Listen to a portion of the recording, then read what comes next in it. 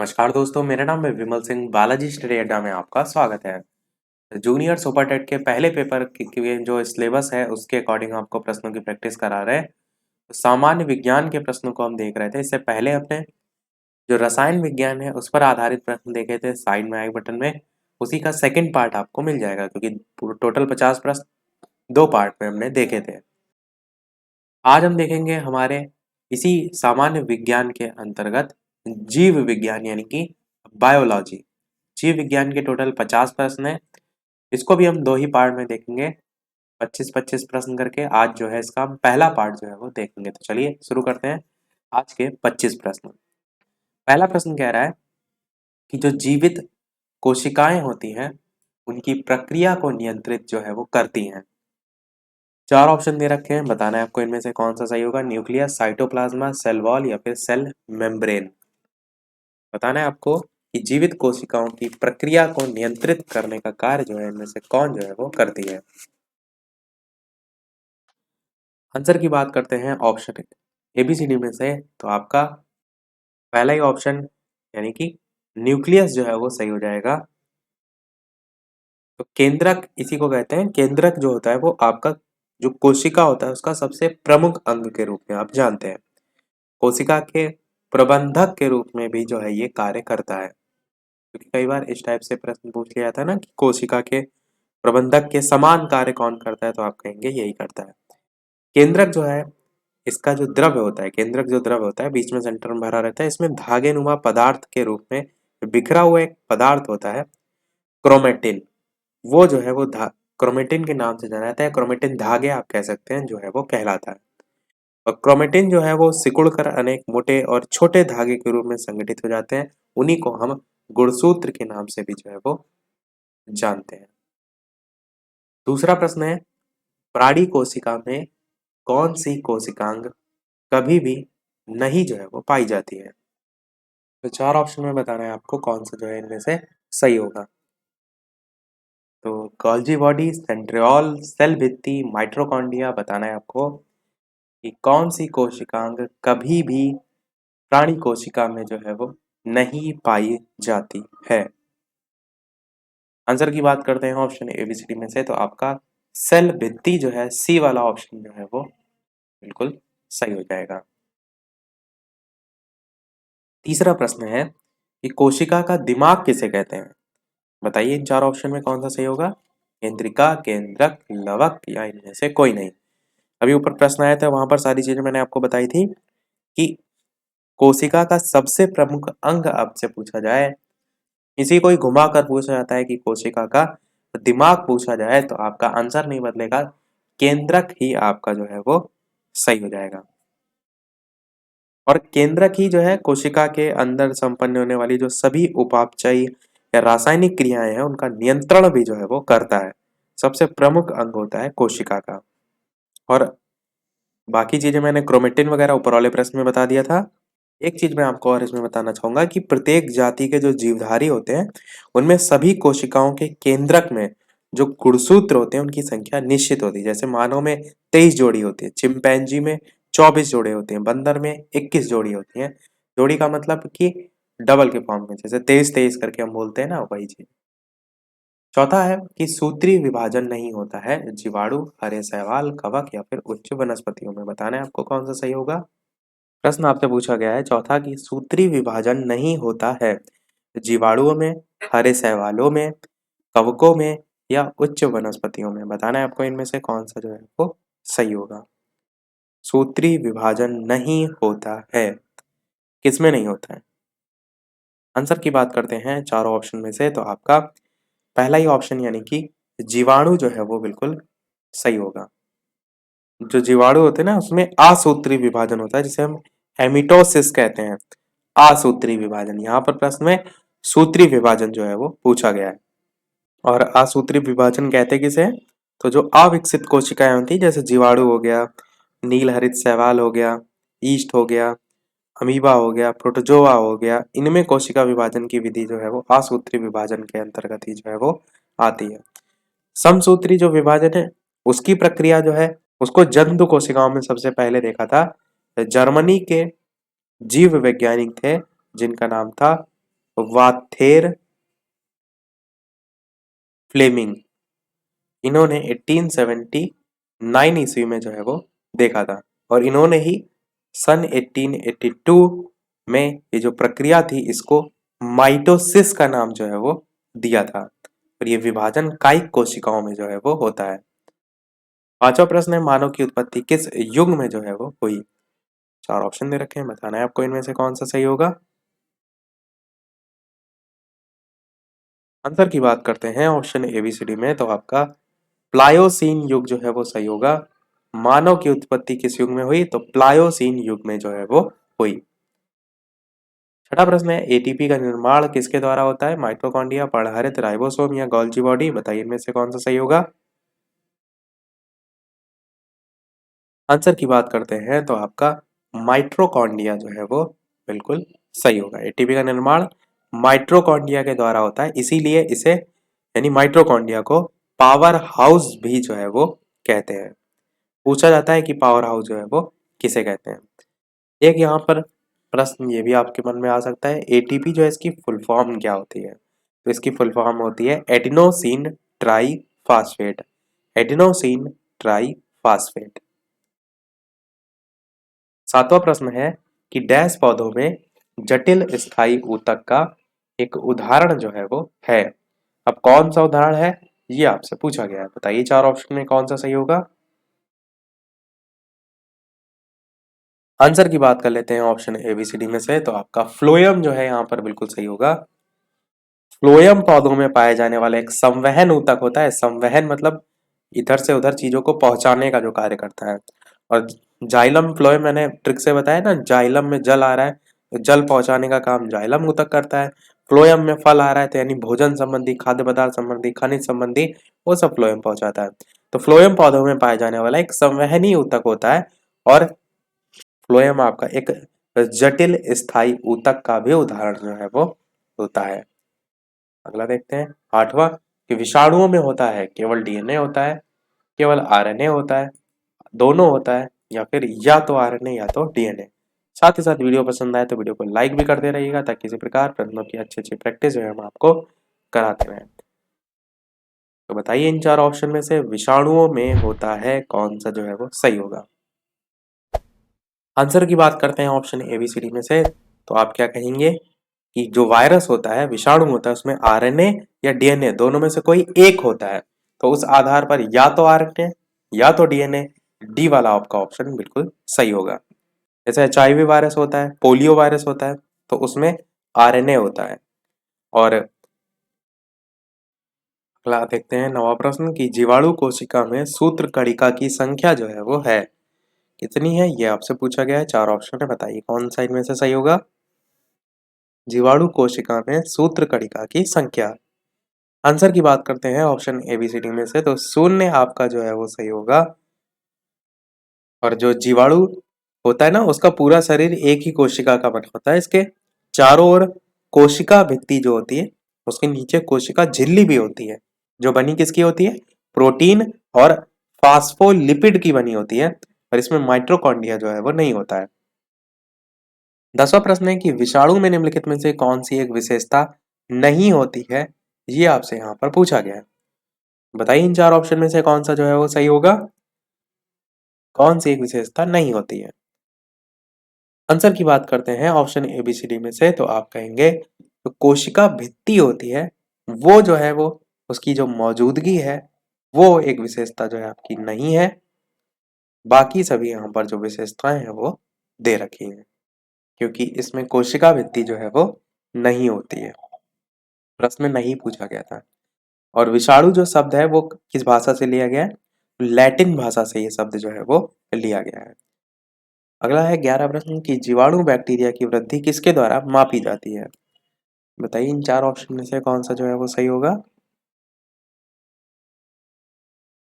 Answer की बात करते हैं ऑप्शन एबीसीडी में, तो आपका डी वाला ऑप्शन वृद्धि मापी जो है आपका सही होगा। यहाँ पर जो नाम दे रखा है ना, ये हिंदी का दे रखा है। ऑप्शन में कभी वृद्धि मापी नहीं लिख के आता है, ऑप्शन में स्पेक्ट्रोमीटर करके लिख के आता है। तो स्पेक्ट्रोमीटर ध्यान रखिएगा, जब ऑप्शन में अगर आपको दिया हो तो आपको इसी को टिक करना है। बैक्टीरिया की वृद्धि स्पेक्ट्रोमीटर के द्वारा जो है वो मापी जाती है। अगला देखते हैं 12 नंबर कि निम्न का कारण विषाणु है। बताइए इन चार रोग में से कौन सा जो है वो विषाणु से होता है। चार ऑप्शन दे रखे हैं, बताना है आपको कौन सा सही होगा। आंसर की बात करते हैं तो आपका रेबीज जो है वो सही होगा। रेबीज जो है वो होता किससे, तो जानवरों के काटने से, पागल कुत्ते के काटने से, पशुओं की लार से, इन सब से फैलता है। और ये जो जीव होता है जिसका नाम होता है लाइसे वायरस, इंग्लिश में है LYSS और वायरस, इसके कारण रेबीज नामक रोग जो है वो फैलता है और ये एक विषाणु है। 13 नंबर प्रश्न कह रहा है कि जो जीव है उनमें इनमें से किस बात की योग्यता जो है वो नहीं होती है। 13 नंबर प्रश्न पूछा गया है कि जीवों में इनमें से किस बात की योग्यता नहीं होती है। चलन, श्वसन, जलन, क्रिस्टलन। सी वाला ऑप्शन बहुत बढ़िया दिया, जलन। तो बताइए इनमें से कौन सा जो है वो सही होगा। कह रहा है किस बात की योग्यता जो है इनमें नहीं होती है। आंसर की बात करते हैं ऑप्शन ABCD में से, तो आप क्या कहेंगे। यहाँ पर ये जलन नहीं होगा, ये थोड़ा सा कुछ मिसप्रिंटिंग है। बाकी क्रिस्टलन आंसर जो है आपका यहाँ पर सही होगा कि जो किस बात की योग्यता नहीं होती जीवों में, तो क्रिस्टलन की जो है योग्यता नहीं होती है। जलन की जगह शायद जल हो सकता हो वर्ड। चलिए देखते हैं हमारा अगला प्रश्न 14 कि पक्ष, यहाँ पर आंसर जो है आपका क्रिस्टलन होगा, किस बात की योग्यता नहीं होती है। 14 प्रश्न कह रहा है कि तो बताना है आपको कि पक्षियों की बहुत ऊंचाई पर उड़ते समय सांस की परेशानी क्यों नहीं महसूस होती। क्योंकि जैसे जैसे हम बढ़ते जाते हैं ना ऊपर, अगर एक सामान्य मनुष्य की बात करें तो पहाड़ों पर जाते हैं और ऊंचाइयों पर जाते हैं, पर्वतों पर जाते हैं, तो क्या होता है, सांस लेने में थोड़ा सा तकलीफ महसूस होती है क्योंकि प्रेशर जो है वो बढ़ता जाता है, पर पक्षियों को महसूस नहीं होता। ये यहाँ पर पूछा गया है। उनके फेफड़े बहुत बड़े होते हैं, वे निष्क्रियता के साथ उड़ते हैं, उनमें अतिरिक्त वायु के उस होते हैं, या फिर वे कम ऑक्सीजन का यूज जो है वो करते हैं। आंसर की बात करते हैं, आप कहेंगे उनमें अतिरिक्त वायु कोष होते हैं। यही रीजन जो है होता है कि सांस की परेशानी उन्हें नहीं महसूस होती। 15 नंबर प्रश्न कह रहा है कि आंशिक मूल परजीवी है। कौन कौन सा है, इनमें नाम बताना है आपको। चार ऑप्शन दे रखे हैं, कौन सा सही होगा। आंसर की बात करते हैं ऑप्शन ABCD में, तो आपका पहला ही ऑप्शन अमर, बेल और आम जो है वो सही होगा। ये आंशिक मूल परजीवी के अंतर्गत आते हैं। 16 नंबर प्रश्न कह रहा है कि इसकी पोषण विधि होलोफाइटिक है। तो चार नाम है, बताना है आपको इनमें से कौन सा जो है वो सही होगा। आंसर की बात करते हैं ऑप्शन ABCD में, तो युगलीना आपका जो है वो सही होगा। होलोफाइटिक न्यूट्रिशन जो है आपका होता क्या है, तो स्वपोषी पोषण के समान होता है ये, और इसमें कार्बनिक कच्ची सामग्रियों को सौर ऊर्जा की सहायता से कार्बनिक अवस्था में परिवर्तित करने के लिए बाहर से प्राप्त किया जाता है, और इस प्रकार का जो पोषण होता है वो युगलीना में पाया जाता है। अगला देखते हैं 17 नंबर प्रश्न की सभी कीट होते हैं। चार ऑप्शन दे रखे हैं, बताना है आपको इनमें से कौन सा जो है वो सही होगा। किस टाइप के होते हैं ये पूछा गया है। आंसर की बात करते हैं ऑप्शन ABCD में से, तो आपका डी वाला ऑप्शन यूरी कोटिलिक आपका सही होगा। जो सभी कीट होते हैं वो यूरी कोटिलिक जो है वो होते हैं। इस चीज को भी समझिए कि जो यहाँ पर ऑप्शन दे रखे हैं ये किस आधार पर बांटे जाते हैं। तो अमोनिया जानते हैं आप, NH3 को कहते हैं। तो NH3 अमोनिया को शरीर से बाहर निकालने की जो विधि होती है उसी के आधार पर प्राणियों के तीन समूह जो है वो बांटे गए। पहला जो है उसका नाम है अमोनोटेलिक, जो कि आपका यहाँ पर पहले वाले ऑप्शन में लिखा भी हुआ है। जो दूसरा होता है वो आपका होता है यूरियोटेलिक, जो कि आपका सी वाले ऑप्शन में लिखा भी हुआ है। और तीसरा होता है जो होता है यूरिकोटेलिक, जो कि आपका डी वाले ऑप्शन में लिखा हुआ है। तो वही यहाँ पर जो है पूछा गया था। अगला देखते हैं 18 प्रश्न की पौधा नाइट्रोजन का यूज करके किस रूप में जो है वो करता है।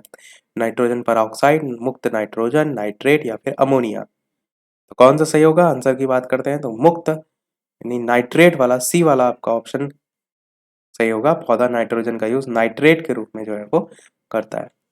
19 नंबर प्रश्न है, निम्न में से परजीवी पौधे की पहचान करें। 4 नाम दे रखे हैं, बताइए इनमें से कौन सा सही होगा। आंसर की बात करते हैं ऑप्शन ABCD में, तो आपका अमरबेल जो है वो बिल्कुल सही होगा। परजीवी पौधे किस टाइप के होते हैं? तो ये वे पौधे होते हैं जो अपना भोजन दूसरे जीवित पौधे या जंतुओं से प्राप्त करते हैं। और अमरबेल आप कहेंगे एक पूर्ण स्तंभ परजीवी आवृतबीजी जो है वो पौधा है, उसका उदाहरण है। इसका जो तना होता है वो क्या करता है, पोषक के चारों ओर लिपट कर परजीवी मूल द्वारा भोजन, खनिज लवण और जल जो है वो प्राप्त करता है। परजीवी पौधे का जो है उदाहरण हो जाएगा अमरबेल। 20 नंबर प्रश्न कह रहा है कि एक कोशिकीय यूकैरियोटिक को निम्नलिखित में से किस जगत के अंतर्गत समूहीकृत किया जो है वो गया है। 4 नाम दे रखे हैं, बताना है आपको कौन सा सही होगा। आंसर की बात करते हैं तो आपका प्रोटिस्टा जो है वो सही हो जाएगा। बाकी इसके अंतर्गत भी बहुत सा अंदर डिवीजन होता है, उसकी हम बात नहीं कर रहे हैं, केवल नाम ध्यान रखिएगा। 21 नंबर प्रश्न कह रहा है कि नाइट्रीकरण जीवाणु जो है वो होते हैं। 4 ऑप्शन दे रखे हैं, बताना है आपको इन 4 ऑप्शन में कौन सा जो है वो सही होगा।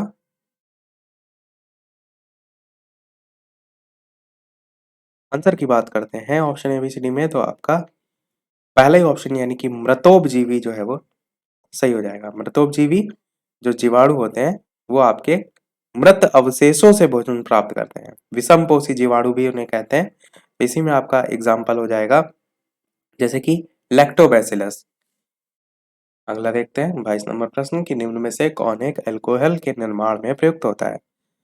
बताइए इन 4 ऑप्शन में कौन सा सही होगा। जीवाणु, विषाणु, अमीबा या ईस्ट। आंसर की बात करते हैं तो आपका ईस्ट जो है वो सही होगा। अल्कोहल निर्माण जो होता है वो किण्वन प्रक्रिया से होता है, ये तो आपने जरूर सुना होगा। और जो किण्वन प्रक्रिया होती है उसमें ईस्ट जो है इसी का यूज जो है वो किया जाता है। 23 नंबर प्रश्न है कि लाइकेन वे जीव हैं जिनमें कवक के साथ होते हैं। क्या होते हैं ये आपसे यहाँ पर पूछा गया है। जीवाणु, विषाणु, शैवाल या फिर प्रोटोजोआ, बताना है आपको इनमें से कौन सा जो है वो सही होगा। आंसर की बात करते हैं ऑप्शन ABCD में, तो लाइकेन वे जीव होते हैं जिनमें कवक के साथ शैवाल जो है वो होते हैं। और सहजीविता का संदर्भ में भी प्रश्न बहुत पूछा जाता है। सहजीविता के उदाहरण में आपका नाम लाइकेन का आपका देखने को मिलता है। सहजीविता में क्या होता है, परस्पर जो जीव होते हैं वो एक दूसरे को फायदा पहुंचाते हैं। जैसे शैवाल और कवक के बीच में जो संबंध होता है, इसकी बात करें तो शैवाल द्वारा कवक को भोजन की आपूर्ति की जाती है, बदले में जो कवक होता है उसके द्वारा शैवाल को सुरक्षा, जल, नाइट्रोजन, खनिज लवण ये सब प्रदान किया जाता है। तो ये जो है आपका सहजीविता का संबंध कहलाता है। 24 नंबर प्रश्न कह रहा है कि नाइट्रोजन स्थिरीकरण के लिए सोयाबीन के बीजों को टीकाकरण का संवर्धन है। 4 नाम दे रखे हैं, बताना है आपको इनमें से कौन सा सही होगा। आंसर की बात करते हैं ऑप्शन ABCD में से, तो आपका राइजोबियम जो है वो सही होगा। राइजोबियम आपका नाइट्रोजन स्थिरीकरण के लिए सोयाबीन के बीजों को टीकाकरण का समर्थन राइजोबियम। यूपी टेट में इस पर बेस्ड प्रश्न भी जो है वो आ चुका है। देखते हैं हमारा अगला और इस वीडियो का लास्ट प्रश्न, और इसके बाद जो प्रश्न है वो हम देखेंगे नेक्स्ट वाले वीडियो में, क्योंकि 2 पार्ट में हम प्रश्नों को देख रहे हैं। लास्ट प्रश्न देखने से पहले वीडियो सभी लोग लाइक अवश्य कर दीजिएगा। आपके एक लाइक से मुझे मोटिवेशन मिलता रहे। चैनल पर नए हो सब्सक्राइब करके भी जुड़ जाइएगा। टेलीग्राम चैनल से जुड़े हो, लिंक आपको डिस्क्रिप्शन में मिल जाएगी। बालाजी स्टडी अड्डा सर्च करके भी जुड़ सकते हैं। देखते हैं हमारा लास्ट प्रश्न 25 न कि उद्योगों में निम्नलिखित सूक्ष्म जीवों में से कौन सा एक प्रकार सर्वाधिक व्यापक रूप से उपयोग में जो है वो आता है। जीवाणु, जीवाणु और नमक, जीवाणु और शैवाल, और चौथा ऑप्शन है जीवाणु, सूक्ष्म शैवाल और कवक। बताना है आपको कि उद्योगों में निम्नलिखित जो सूक्ष्म जीव है उनमें से कौन सा एक प्रकार सर्वाधिक व्यापक रूप से उपयोग में आता है। आंसर की बात करते हैं तो डी वाला आपका ऑप्शन ही ज्यादा सही होगा। जीवाणु, सूक्ष्म शैवाल और कवक, तीनों का जो यूज है उसमें व्यापक रूप से उद्योगों में जो है वो किया जाता है। जीवाणुओं का उपयोग जैसे हो गया एंटीबायोटिक औषधियां हैं, दूध से दही है, पनीर है, इन सब के निर्माण में। कवक का यूज जैसे पनीर आदि के निर्माण में, डबल रोटी है, अल्कोहल आदि के निर्माण में, या जैसे सूक्ष्म शैवाल है उनका यूज कांच का हो गया, या पोरिलिन है उसके निर्माण में, इन सब में जो है वो किया जाता है। तो उद्योगों में विभिन्न प्रकार के किया जाता है। अब एक प्रश्न आपके लिए भी, जैसा कि सभी वीडियो में हम आपसे एक ना एक प्रश्न पूछते हैं, तो जस्ट इसके बाद वाला जो प्रश्न है वही हम आपसे पूछ रहे हैं। जीवाणु की खोज जो है वो किसने की थी? फ्लेमिंग ने, लैम्बल ने, टेमिन ने, ल्यूवेनहॉक ने। इस प्रकार से 4 ऑप्शन है। एबीसीडी करके भी आप अपना आंसर बता सकते हैं, या डायरेक्ट जो आंसर है वो भी टाइप करके बता सकते हैं। तो सभी लोग अपना आंसर वीडियो के मेन कमेंट में टाइप करके बताइएगा। लाइव टाइमिंग 2 है, दोपहर के 3 बजे, शाम के 8 बजे। लाइव आकर भी वीडियो आप देख सकते हैं, प्रश्नों की प्रैक्टिस कर सकते हैं। इससे पहले के प्रश्न नहीं देखे तो अलग से साइंस की प्लेलिस्ट भी बनी हुई है, जीके की भी प्लेलिस्ट बनी हुई है। इसी प्रकार टॉपिक वाइज जो कुछ कोर्स में है, अलग से हम कुछ फर्जी नहीं आपको करा रहे हैं, जो कुछ कोर्स में है उसी के ही सीरियल वाइज आप प्रश्नों की प्रैक्टिस कर सकते हैं। तो मिलते हैं फिर अगले वीडियो में नए टॉपिक के साथ। तब तक के लिए नमस्कार। Thank you for watching.